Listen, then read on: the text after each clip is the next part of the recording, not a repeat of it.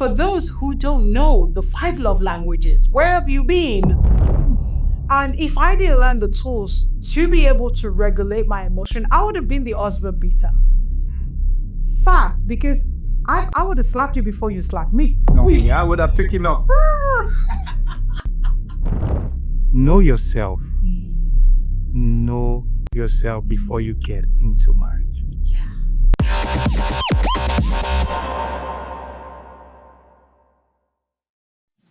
Welcome to the thriving relationships that you want, which can start now.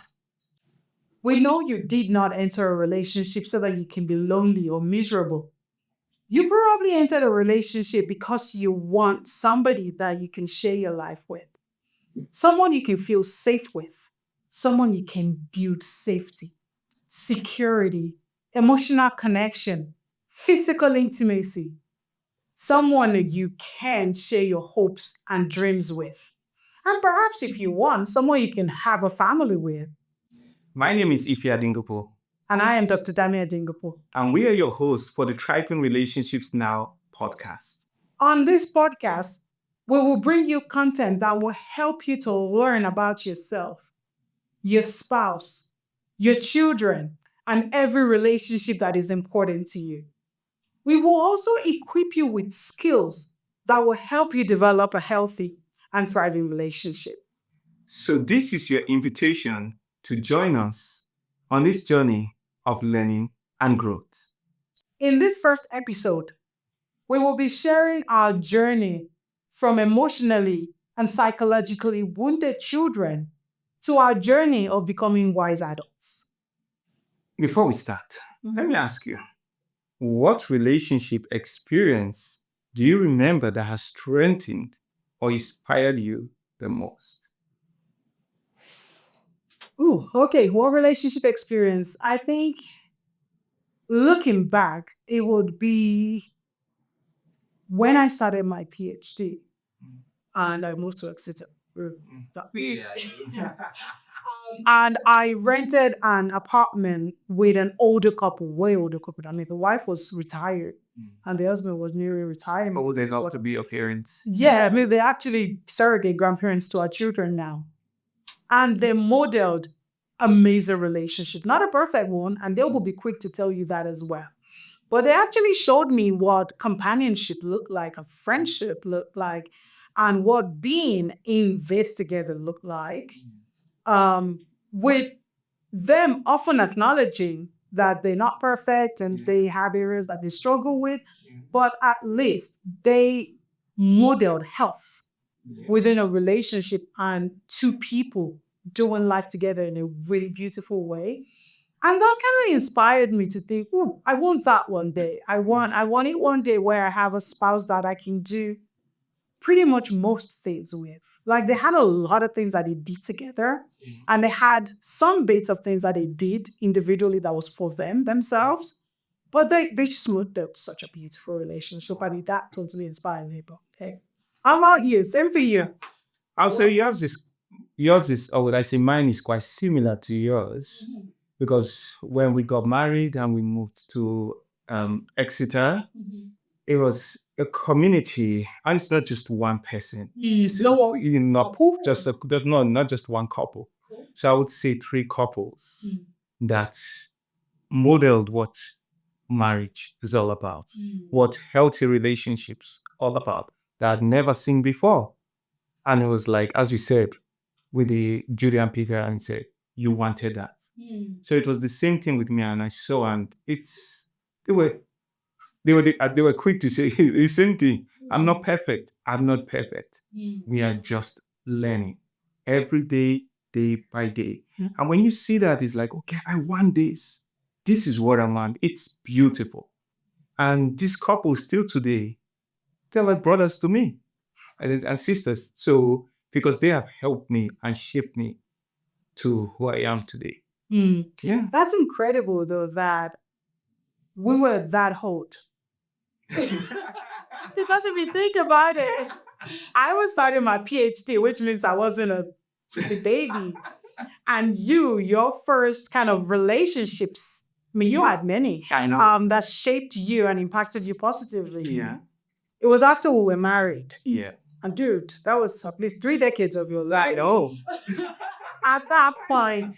So for me, what's actually astounding is that for both of us, the relationships that shaped us and influenced us in what we would say was quite positive and impactful ways were when we were way older. Yep. Like Yep. 30 Yep. for you. So then, if you look at it, that tells you that we had many decades of our life, at least 2, 3, in your case, where we had not had relationships that had impacted us positively. Like, Yeah, I would say on the way that we wanted. yeah, Because we saw something different. absolutely. Completely for me, like 3 decades. Then you see something completely different and you say, that's what you want. And it's like you're trying to live that life now. And you can see a difference in our marriage. Yeah. And it's like, that's what I wanted. Yeah. Yeah, it was really cool. Anyway, we're going to dig into sharing our experiences a lot more in depth. Now, for those who know us already, we share our life quite transparently, and we are honest about the home of origin experiences that shaped us to become who we are today. Yeah. And our hope is that as we share our life transparently, both previous experiences that shaped us and how we overcame that, and the experiences that we're still going through now, or those that we even had within our marriage that are shaping us, our hope is that we can inspire you to go back and look at your story, tell your story to yourself, at least at a start, honestly, so that you can dig deep to see which of those stories or what areas of those stories shaped you and how it shaped you. Because there is a saying that what you don't talk about, you can't treat. Right? So talk. That's a nice one. What you don't talk about, you can't treat. So start by talking about it to yourself.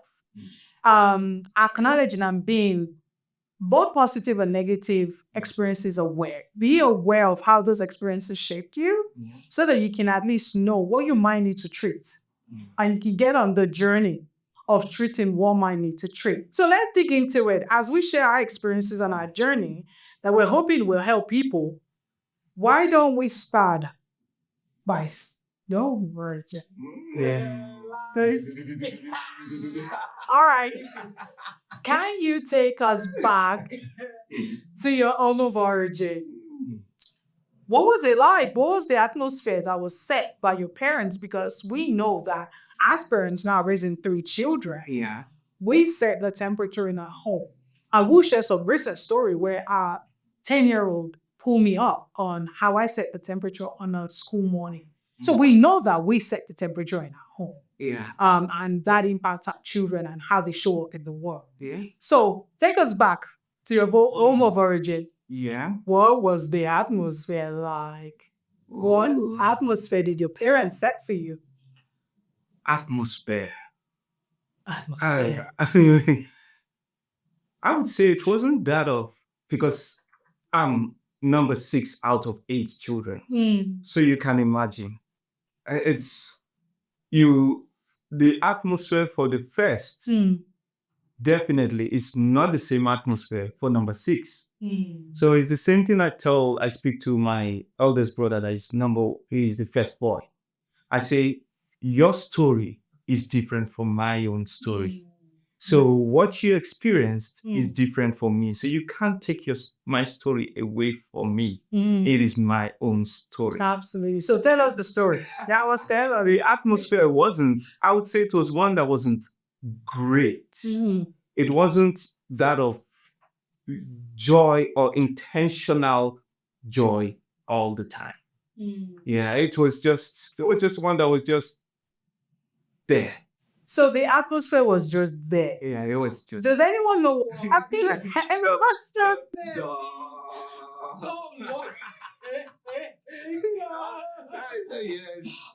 It's a life. We need better something.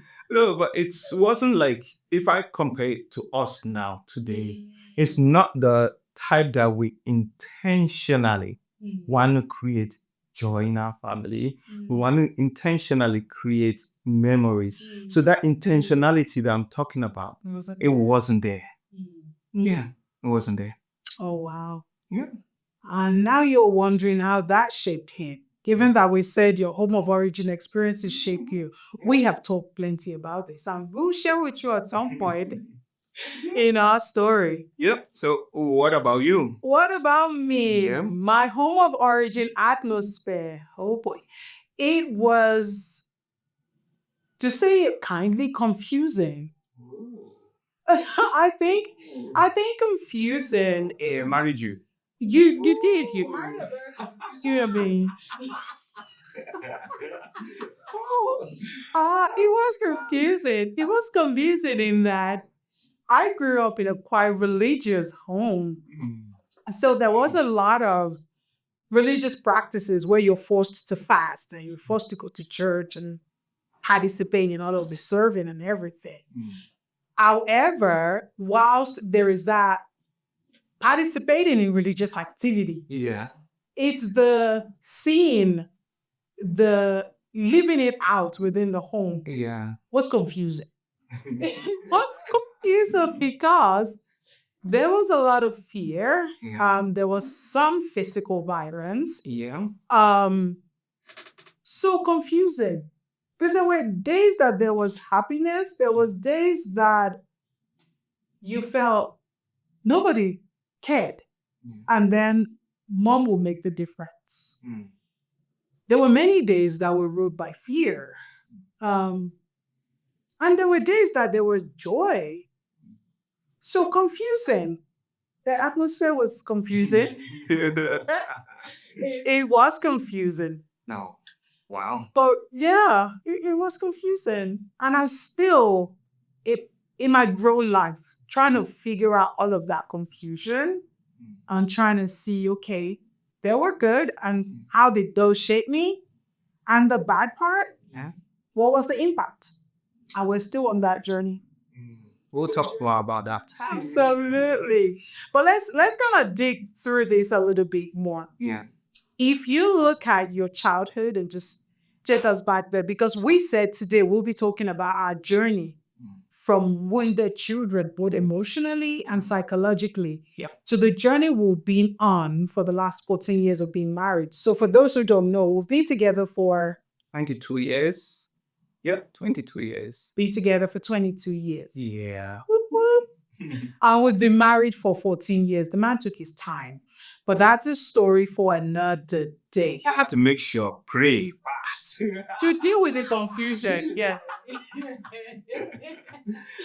Yes, he needed his time to figure out this confused human being. What we gonna do with her? But there she is. There she is. Right.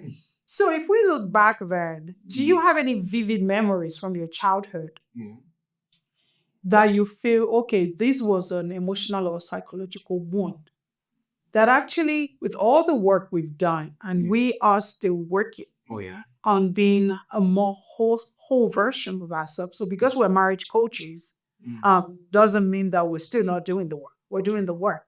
But look back, can you see any memories or anything that might still be showing up, perhaps occasionally today? Just to give us the background of wound and how, even though you're on that journey of being a wise adult, what it might still look like. I would say in a lot of our culture is you affirm the first child. So if the first child is a girl, you probably affirm. Then that means you affirm if you have a first boy, you affirm. So those two are bound to have affirmation. So just imagine what that does to those two children. When you affirm those two children. Maybe confidence. Thank you. Thank you. But when you don't affirm the rest, that is quite damaging. It's a process that I say. If they ask me, I say I don't know. I cannot remember any time that was affirmed. Yeah. So what you remember is that you not being affirmed when you were younger perhaps still shows up today. I would say still kind of still shows up. Yes, it still shows up today, but as we when you realize it, then you begin to work towards healing. Yeah, towards that process, especially when you know your love language. As soon as you know your love language, then that makes a massive difference. It does. Yeah. Because we've talked about this before. Yes. So this is not a new thing to me to know that you not being affirmed is something that impacted you quite a great deal Yeah. and showed up. Oh my goodness. So much. In our marriage, oh. The first 2 years, I was a mess, hot mess, and he was a hot mess. And if you think of someone who wasn't affirmed from home of origin, and then you discover later on that his love language is what? Word of affirmation. So for those who don't know the 5 love languages, where have you been? Dr. Gary Chapman did an amazing work helping all of us understand love languages. Yeah. So when we found out that this beautiful human here, he agrees that he's beautiful. When we realized that his love language is words of affirmation, and the wound he sustained growing up is the fact that he was never affirmed and really got zero attention. I mean, number 6 of 8. By that time, people be tired. Oh, yeah, 3 kids. You'd be tired at 8, at 6. You'd be really tired. Yeah. So there was a budgetation left for you or any affirmation power. No affirmative power left. And then it's love language. It's words of affirmation. At least one of the top 2. So you can imagine the impact that had. Now, me not understanding the whole love language business earlier in our marriage, do you think I was giving him plenty of words of affirmation? Probably not. I wasn't. So we'll share a lot more how that showed up and how that's working out. So I'm gonna ask you that same question. So what are some of the vivid memories that you still have that I will say affects you today? I think for me, it would be the memory of a man, my father in this case, with physical violence. I think I still have that memory and have the kind of sense of injustice that a man who is supposed to love and protect you would inflict that kind of physical pain on you. And as a child, like, even when I look back now, I feel for that child. I empathize for that child. Because in your formative years and into your teenage years, seeing a person that's supposed to protect, and you read novels, right? You read novels about love and romance. And then to see that the person that's supposed to protect will inflict physical pain on you, and using what I now call weapon, like electrical rubbers. It's barbaric when you think about it now, and how that impacted me was growing up, developing this sense of injustice. Yeah. And the way I was going to deal with that injustice was to be as strong as I could physically. And of course, I developed a lot of anger within me because, of course, I couldn't do anything as a child. You can't do anything other than yell, "Did daddy stop, which is the chaos around the house. I developed the idea that I'm going to be intelligent, or at least I'm going to study my butts off and be very intelligent and very successful and very strong. So that if there's any man who wants to dare, but to either inflict any kind of pain, physical, financial, emotional, psychological, spiritual. And there was element of all those kind of abuse that I believe I experienced that he wasn't going to be able to. Because if you tried me, I will match up to you. Like I will match you up. So that you can imagine how that impacts a girl who's growing up, right? Who would have what is now for me now that I know myself, it's not a normal thought to be growing up and be thinking about how you're gonna take down any guy who dares you, who tries you. So you're always ready for the fight. And that was me. I was just always ready for the fight. Like, don't mess with me. I mean, it's not a joke that when I was growing up, I had the nickname Margaret Thatcher. I look back now and I'm like, oh gosh. Now I'm like, I'm a princess woman. Don't have that anymore. But yeah, I believe those experiences shaped me to be highly resilient because that works in my favor now. But back then, it made me highly ready for the fights, highly sensitive to any kind of disrespect or dishonor from a man, and gave me this kind of take no nonsense attitude. And I think I still have a lot of that now, channeled positively. I still get very, very passionate when I see injustice. And I think that stemmed from that experience growing up. I still get very passionate and very active. I think that's the word I could use.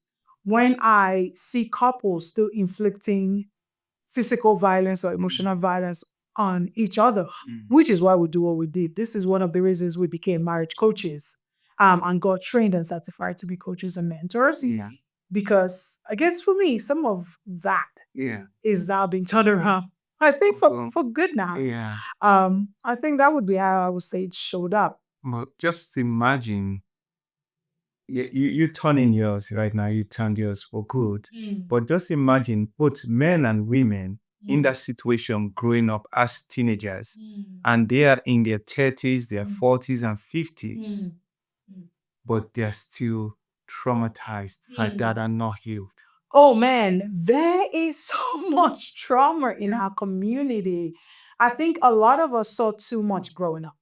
Which is why we're talking about this topic, going from emotionally wounded, psychologically wounded child to a wise adult. Because the reality is we have a lot of grown-up people by age, but they're still very much a child. Because of the experiences that they had that they've not been able to process and then get on a journey of learning and growth. So we have a lot of wounded children who are in their 30s, 40s, 50s. But when you see their behavior, their inability to self-reflect, their inability to take account for their behavior, their inability to even regulate their emotion. I mean, that would have been me. I mean, I was ready to go figure it out. Try me. It's always I dare you. Like I dare you. And if I didn't learn the tools to be able to regulate my emotion, I would have been the husband beater. Fact, because I would have slapped you before you slapped me. No, I would have taken up.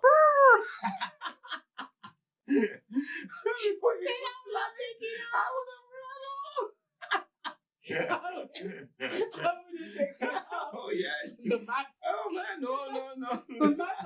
He's not staying around to be beaten up. But really, though, we have a lot of wounded children in the world today. And they are in their 30s, 40s, 50s. And you wonder, when are you going to grow up? When are you going to become a wise adult? When they are willing and ready to change.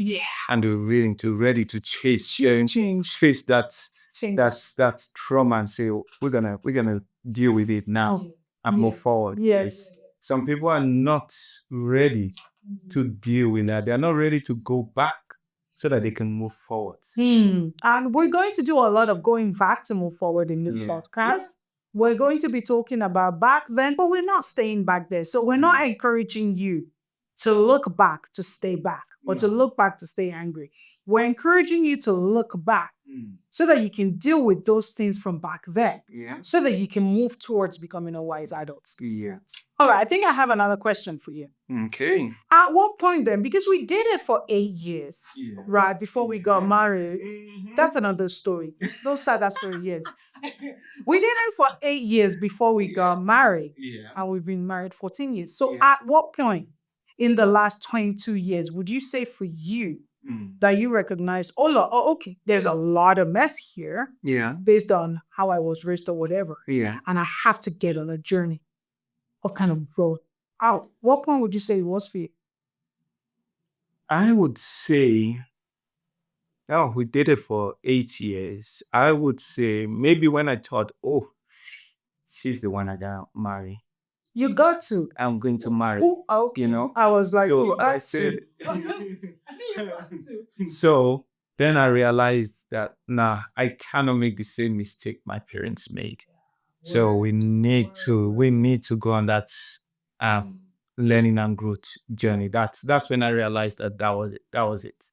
So I would say 5 years when I was getting older. 5 years into the dating days. 18 years, yeah. When So I knew it was becoming really serious. It was becoming real at 5 years. I wonder. I'm not rushing to get married. It's okay. Do it for the first time. That's hilarious. So that's the point you said, okay, we're going to have to get on a journey of kind of learning and growth. Yes. I think for me, I have to admit that he forced me to look at myself in the mirror. I think that would be the reality. The way that I just explained that my home of origin shaped me and my community, Yeah. the way it shaped me didn't allow for room for self-reflection because I was so much in the protect yourself type of thing. You gotta be strong. Yeah. You gotta have a fight in you. You gotta be really intelligent. Gotta. So really then I did not have what it took at that point to self-reflect, to think, okay, there's too much wound here. This will not serve you in your relationship, in your marriage. You got to do something. But I think it was about year 6. Yes. Yeah. Yes. When the question of, okay, where are we going from here started? Yeah. And we were going back and forth on, are we doing this or are we not? And I used to do something terrible, which will be on our dating anniversary. I will give you the get out of jail free card. Do you remember that? No, I don't. When I would say, well, it's a year now, when year 2 or in year 3 or year 4, this is the point where if you want to call it quits and you don't want to do it anymore, then I'll be fine by myself and all of that. No, I don't remember. You don't remember now? No. I do. So what I recall is that I would give him plenty of opportunities to kind of call it quits. If he wanted to call it quits, with the idea that I'll be fine. I'll be fine. I'll type in. Yeah. And by year 6, I realized, okay, what are we doing? Are we doing this or are we not? Yeah. And that conversation started. And the bottom line was, you're like, I'm not mentally ready. Do you remember that? Oh, yes, I remember that bit. Well, I could see the issue. I could see the problem. I could see that if I got married that time, it would definitely end up in divorce. Sure, banker, there was nothing. So I didn't know how to tell you that. You need to check yourself before you wreck yourself. So I didn't know how. So I need to check myself before I wreck myself. So I didn't know because I knew the kind of person you were. But I just said, no, there's no way I was going to do it. So what was the best thing to do? To say, I'm not mentally ready. Like, who says that to a girl they've been dating for 6 years? I'm not mentally anyway. So the story goes that we had a conversation about, okay, we said we were going to do this. We've been dating for 6 years. What are we doing? I remember that evening. And he goes, yeah, you know what? I'm not mentally ready. I'm like, what? What have we been doing for 6 years? And it's like, yeah, it's just the way things are at the moment. I'm not mentally ready. So of course we broke. But I was still doing my masters that time. You wanted to, No. yeah, I was still doing Was it about the masters though? They're not being mentally ready. It wasn't really about the masters, but I was doing masters. We know you were doing the masters. You just said it wasn't about the masters. Yes, it wasn't about the masters. But I'm just letting you know I was doing my Why masters. you didn't even know I was present? I was there. No, I'm screaming. Why? Good. Remember, I said I tried my best to be really clever. I didn't forget. But the bottom line is, though, that season Yeah. helped me to understand. So now I look back and I actually thank God for it. Because it helped me to understand the things that you saw and the things that you received Yeah. and the way that you received it. Yeah. And being able to hear from, we had a brother-in-law who's now been gone home to be with the Lord, who you had confided in, was Chris. And I recall him talking to me after we broke up for like 2 weeks. I don't know how long. This man don't remember me. It was about 2 weeks. Just believe me. And I remember talking to him and him helping me to understand some of the things that you had confided in him about. And I was like, and of course he gave me the man's perspective, like how a man will receive a woman who has a nickname Margaret Thatcher. And who is actually living out that name. In terms of how I showed up emotionally and how I showed up psychologically and how I carried myself. And I think to answer your question, that season, I will say, started me off on a trajectory of learning. Because I was then very, very fortunate to find myself then in a community of women, most of which were married, some of which had made mistakes, i.e. they divorced, they've had disaster in their marriages, but they shared honestly, right? They did not pretend. They were quite honest, and they had this community of women that would pray together and would teach each other, and they had meetings. I think I went to one of their meetings, and that actually helped me to see that, yes, life can be messy. Yes, your background can be messy. Yes, your marriage can actually be messy, but if you choose to learn, if you choose that you want to be different, you can do the work, and by the help of the Holy Spirit, you can change. And I will say that season from about year 6 to, of course, 2 years later, we got married, and then we found ourselves in Exeter and the community. What I would say was the breaking up for me that I would say woke me up a little bit. I totally agree. What do you mean you agree? I totally agree. Because after 6-7 months, it's like, wow, is this the girl I've been dating for 6 years? What is going on? I'm a quick learner. It was like, okay, now I'm ready to marry. I'm ready to marry. When I put my mind to something, I can do it. It's a part of the I can do by myself kind of attitude, but for real, this is the thing. If you can self-reflect and if you can find yourself in community with other people who are doing good or who have made some mistakes, then you're able to learn, right? You're able to do the work to change. Nobody said it's going to be easy. But for me, what I did was I did a lot of self-reflection, and then I realized, okay, I can understand how these behaviors might not be serving my relationship or serving the person I want to marry, or the person I love, really. What can I do differently? And I went on that journey. Of course, it took another 2 years in marriage for me to say I actually got to the place where I can call myself a good wife. So I would say it took that, and then, of course, the journey continues. But just to say, it's a process. Absolutely. If you want to heal, if you want to do anything, it's a process. It's not something that overnight. In 6 months, I saw the difference. I say, okay, yes, I'm ready to marry. But we continue that process, and we continue till today. Absolutely. It's that process that you say, okay, let us change. Let's do this together. And as I say, it's not an overnight. A lot of people are expecting, okay, let's start this thing. In 1 month, we're going to see a difference, and it doesn't work out that way. There is a process with time, 6 months, 12 months, 14 months, 18 months, you begin to see the difference. Yeah. Absolutely. I think it's consistent work that's done intentionally Keyword, consistent. and intentional. Mm. I think if you're intentional, for us, we decided we were going to do the work. Yeah. And we plugged into community. We learned from other couples. Mm. We decided to do the work. Yeah. And we decided to do the work together. It wasn't just you go learn about yourself. Yeah. I mean, there were days when I'm just like, you know what, you need to do some reading about yourself. Mm. But overall, it was a commitment that together we were going to do the work. Yeah. And we were going to do the learning and the growing.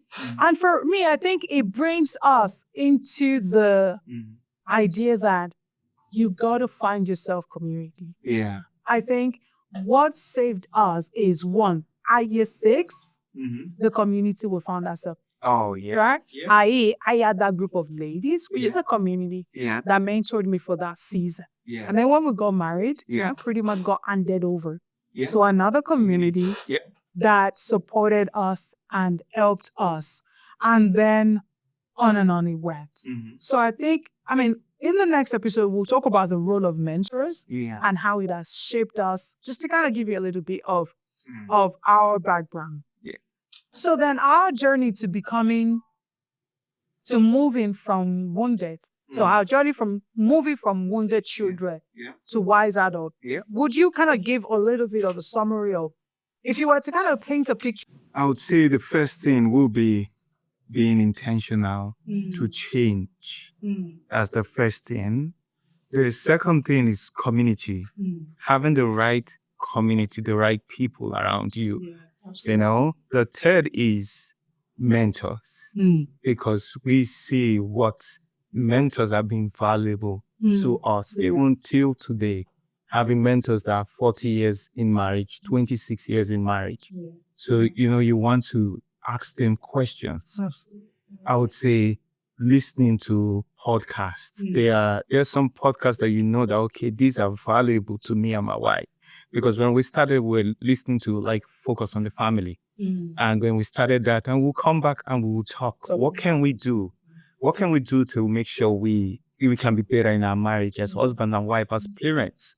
Really, you listen to those kind of podcasts, because when you're listening to podcasts, those are people saying what their mistakes. So it's okay. Let me not have that same mistake or do the same thing that person did. Yeah, absolutely. So yeah, I would say those things, and continuously, learning, going back to the drawing board, learning and believing that you haven't arrived. Oh my goodness, absolutely. That brings me to my point, really, because the truth of the matter is no one truly arrives. Yep. At least as far as we're concerned, that's the philosophy that we go by.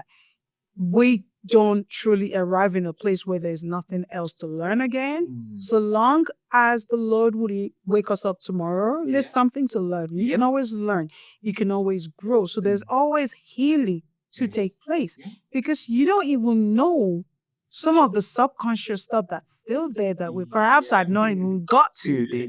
So it's this openness to continue to learn and continue to grow, to continue to be on a pathway, right, of getting healthier. Not perfect, because there is no perfect marriage, No perfect relationship. no perfect relationship, no perfect marriage. If anybody tells you they have a perfect marriage, tell them we said. They're lying. Oh, we know that. There's just perfect marriages don't exist, but people on a process of growth. We should all exist. We should all be on that journey. So this is a message for you. If you're hearing all of this and you feel like, oh boy, if I sit and reflect on all of the wounds, where do I go from there? Well, then you found us, right? You're listening to us. Plug in, plug in, plug in. Subscribe, right? So that you can get all of the tools that we're going to be sharing on this podcast here. The tools that we have used that has helped us and continues to help us, so that we can all be on a journey of learning and growth. Now, we're going to close soon. So if you could, one more question before we finish. Okay. If you could speak to your younger self, right? What advice would you give to your younger self? As it pertains to kind of dating, marriage, family life, what advice would you give to your younger self? I would say, know yourself. Know yourself before you get into marriage. Know yourself. Know who you are. Oh my God. Know what triggers you. Oh my. Learn more about yourself so that at least when you get into marriage, you continue learning, but you'll be in a better place. That is so good. Yeah. That is so good. Yeah. I feel like you went in my brain and stole my answer. Doing it to you for 22 years, so I know. It's the same answer. I would have said to my younger self, learn yourself. Yeah. Just so that I'm not using the same words. Learn yourself, like study yourself, Yeah.